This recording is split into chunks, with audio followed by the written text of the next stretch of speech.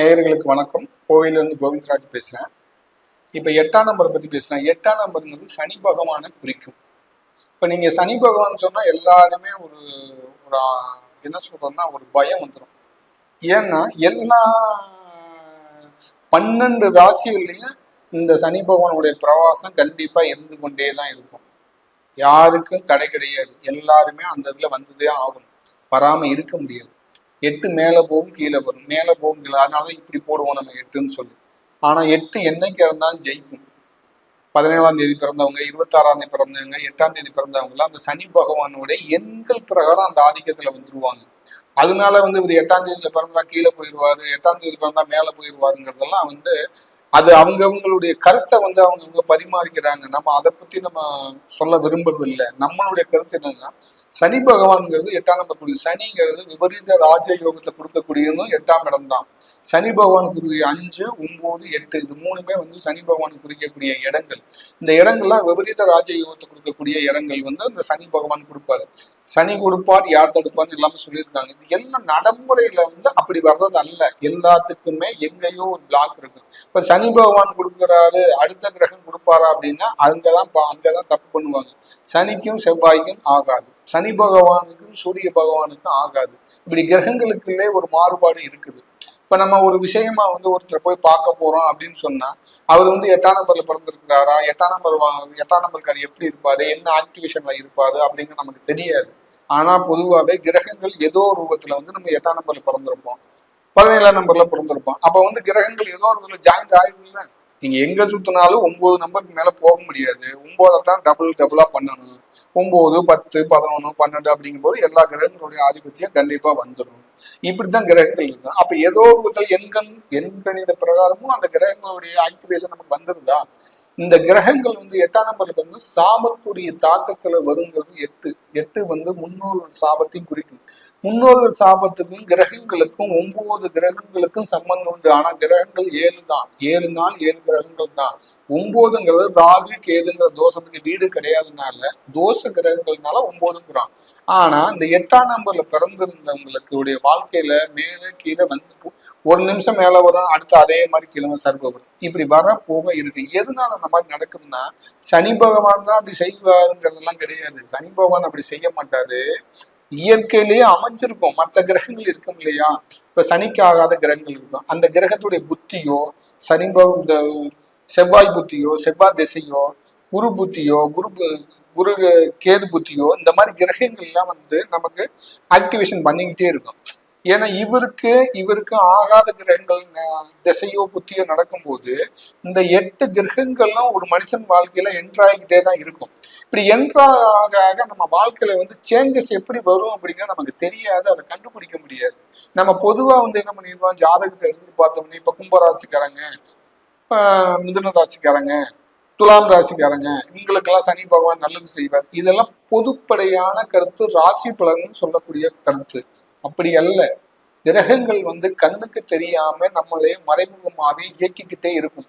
அது எந்த கிரகம் நம்மளே பாசிட்டிவ் ஆக்டிவேஷன் பண்ணுது, எந்த கிரகம் நெகட்டிவ் ஆக்டிவேஷன் பண்ணுதுங்கிறத பாக்குறது ரொம்ப முக்கியம். ஒவ்வொரு கிரகத்துக்கும் ஒவ்வொரு வீடு இருக்கிற மாதிரி இப்ப நம்ம பொதுவா உங்களுக்கு ஒரு சின்ன நீங்க தெரிஞ்சுக்கிறதுக்காக நம்ம சொல்றோம். இப்ப சனி பகவானுக்கு 2 வீடு, மகரம் கும்பம். இந்த மகரம் கும்பத்துக்கு நன்மை செய்வாருன்னு சொல்லுவாங்க. எப்படி நன்மை செய்வாரு, எங்க இருந்து நன்மை செய்வாரு அப்படிங்கிறதெல்லாம் யாரும் சொல்ல முடியாது. கட்டத்தை வச்சே சும்மா சொல்றாங்க. கிரகங்கள் எங்கேயாவது நம்ம பாதிப்பை கொடுக்குதா அப்படிங்கிறத நம்ம செக் பண்ணும்போதுதான் தெரியும். அதை ஆக்டிவேஷன் பண்ணி காமிச்சாதான் அந்த கிரகத்துடைய பாதிப்புல நம்ம இருக்கிறோம். அப்ப சனி பகவானுடைய பாதிப்புல இருக்கிறோமா, இல்ல சந்திர பகவானுடைய பாதிப்புல இருக்கிறோமா, இல்ல சூரிய பகவானுடைய பாதிப்புல இருக்கிறோமா அப்படின்னு சொல்லி நம்ம பார்க்கணும், ஆய்வு பண்ணணும். அப்ப பண்ணும்போதுதான் நமக்கு எந்த கிரகத்தோடைய பாதிப்புல இருக்கிறோம் அப்படின்னு இருப்போம். இப்ப இருக்கிறதுலயே டாப்ல யார் இருக்கிறா அப்படின்லாம் சொல்ல முடியாது. எப்ப வேணாலும் சூழ்நிலைகள் மாறிக்கிட்டே இருக்கு. நீங்க எண்கணித பிரகாரம் பேர் வச்சு அதை நம்ம சரி பண்ணிக்கிறோம் அப்படிங்கிற பேர்ல சும்மா ABCDன்னு சொல்லி இந்த 5ஆம் நம்பர், 3ஆம் நம்பர், 7ஆம் நம்பர் இதெல்லாம் சேர்த்துட்டோம்னா கூட்டு நம்பர் 5ஆம் நம்பர் இருந்தா உங்களுக்கு லக்கி.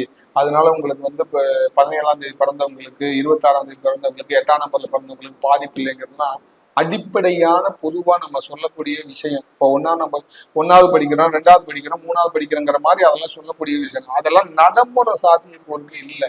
இதெல்லாம் நிறைய பார்த்துட்டு நம்ம என்ன பண்றோம்னா, கிரகங்கள் எங்க பாதிப்பை ஏற்படுத்துது, கண்ணுக்கு தெரியாம கிரகங்கள் வந்து நம்மளே பாதிப்பு கொடுக்குது. அது எப்படி பாதிப்பு கொடுக்குது நம்ம தெரிஞ்சுக்கிறதுக்கு ஈஸியான வழியாத்தான் ராசி பலன் சொல்லி சனி 7:30 வரும்.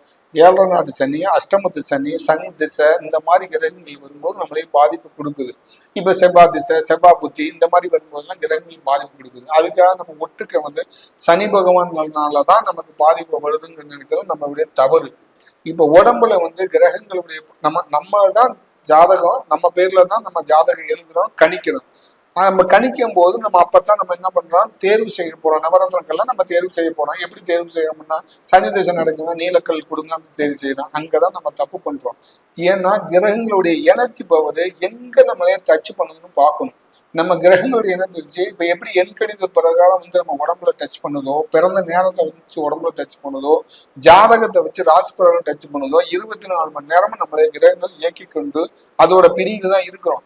அதுல இருந்து நம்ம எப்படி நம்மளுடைய வாழ்க்கையை வந்து சரியா கொண்டுட்டு போறதுக்கு எதுல நம்ம இருக்கிறோம், எந்த கிரகம் நம்மளுடைய பாதிப்பை கொடுக்குது, எதனால எனர்ஜி பவர் கம்மியா இருக்கும், எந்த கிரகத்துடைய பவர் ஆற்றல் நமக்கு நெகட்டிவா இருக்குது, எந்த கிரகத்துடைய ஆற்றல் நம்ம உடம்புல கம்மியா இருக்குது, அந்த கிரகத்துடைய ஆற்றல் நம்ம எப்படி கொண்டுட்டு வர்றது அப்படிங்கறத பார்த்து நம்ம அதை பாசிட்டிவ் ஆக்டிவேஷன் பண்றோம். அப்பதான் நம்ம வந்து அந்த கிரகங்கள்ல இருந்து நம்ம வெளியில வர முடியும். இந்த மாதிரி தான் என்னுடைய லைவ்ல சரி நான் பாருங்க, நிறைய நம்ம ரிசர்ச் பண்ணிக்கிட்டே இருக்கும்போது ஒரு சொல்யூஷன் கொடுக்கும்போது அந்த கிரகங்கள் எப்படி நம்ம அதை பாசிட்டிவ் பண்ணலாம், பாசிட்டிவ் பண்ணா எப்படி அவங்களுக்கு சக்சஸ் ஆகும், அது கிரகங்கள்னால தானா, ஏன் அவங்களுக்கு சக்சஸ் ஆக மாட்டேங்குது, இல்ல முன்னோர்கள் வெளி வந்து சாபத்தினால அவங்களுக்கு இருக்கிறாங்களா, இல்ல எதனால இந்த மாதிரி இருக்கிறாங்கிறதெல்லாம் பார்க்கும்போது தான் அது கரெக்டா கண்டுபிடிக்கிறது. இப்ப நமக்கு கிரகங்களுடைய பாதிப்பு எதனால வருது, எதெல்லாம் எடுத்துக்குது அப்படின்னு பார்த்தா ஒவ்வொரு கிரகமும் ஒவ்வொரு இதை எடுத்துக்கும். நீங்க உடம்புலையும் வந்து 9 கிரகங்களும் ஒவ்வொரு பாகத்தை எடுத்துக்கும். சனிங்கிறது எலும்பை எடுத்துக்கும். இப்படி கிரகங்கள் வந்து எடுத்துக்கும் போது அப்ப 9 கிரகங்கள்லாம் நம்ம உடம்புல வந்து ஒவ்வொரு பாகத்தை தொடும் போது அப்ப உடம்புல தான் அந்த நெகட்டிவ் ஆக்டிவேஷன் கிரகம் அதிகப்படியா பண்ணும். அப்படி நம்மளை முடக்குது அப்படின்னு சொன்னா எப்படி முடக்கும், ஒரு நோயை ஏற்படுத்தி அந்த பிளானட் வீக்கா இருக்குது, கிரகத்துடைய வீக்கா இருக்கு. இப்ப வந்து சனி பகவானுடைய ஆற்றல் உடம்புல வீக்கா இருக்கும் போது அந்த தாக்கம் உடம்புல நோயை ஏற்படுத்திடும். அதோட அந்த சாபமும் உள்ள என்ட்ராயிரும். அப்ப உடம்பு முடக்கும் சொல்றோம்ல, முடக்கிறது அப்படின்னு சொல்றோம்ல, தொழில் முடக்கம், ஆள் முடக்கம் அப்படின்னு சொல்றோம்ல, அதுதான் சனி பகவான் பண்றது. அப்ப முடங்கிருச்சுன்னா நீங்க என்ன பண்ணுவீங்க, எதையுமே இயக்க முடியாது, எந்த எதையுமே இயக்க முடியாது, அப்படியே ஃபுல் லாக் பண்ணிடுவாங்க. இதெல்லாம் வந்து சனி பகவானுடைய வேலை. கர்மகாரகன் சனி அப்படிங்கிறதுனா அவருடைய நேரத்திலையும் சரி, அவருடைய நேரத்துல ஒவ்வொரு மணி நேரமும் அந்த கிரகத்துடைய நேரம் வந்துகிட்டே இருக்கும். ஒவ்வொரு மணி நேரமும் வந்துட்டு இருக்கும். இன்னைக்கு சனிக்கிழமைனா சனிக்கிழமை 3 மணி நேரம் அந்த சனி பகவான் எடுத்துக்குவார். இப்படி அந்த கிரகங்கள் வந்து நம்ம உடம்புலயே டீஆக்டிவேஷன் பண்ணிக்கிட்டே இருக்கு. அது எந்த கிரகம் அந்த டீஆக்டிவேஷன் பண்ணுதோ அந்த கிரகத்தை வந்து நம்ம பாசிட்டிவ் ஆக்டிவேஷன் பண்ணணும். அந்த ஆக்டிவேஷன் பண்ணும்போது நமக்கு சக்சஸ் ஆகும். இந்த மாதிரி அடுத்தடுத்த வீடியோல நம்ம சந்திப்போம். இந்த பத்தி கிரகங்களை பத்தி ரீசர்ச் பத்தி நம்ம பேசிக்கிட்டே இருக்கோம். உங்களுக்கு பிடிச்சிருந்தா லைக் பண்ணுங்க, ஷேர் பண்ணுங்க. அடுத்த வீடியோல சந்திப்போம். நன்றி நேயர்களே, வணக்கம்.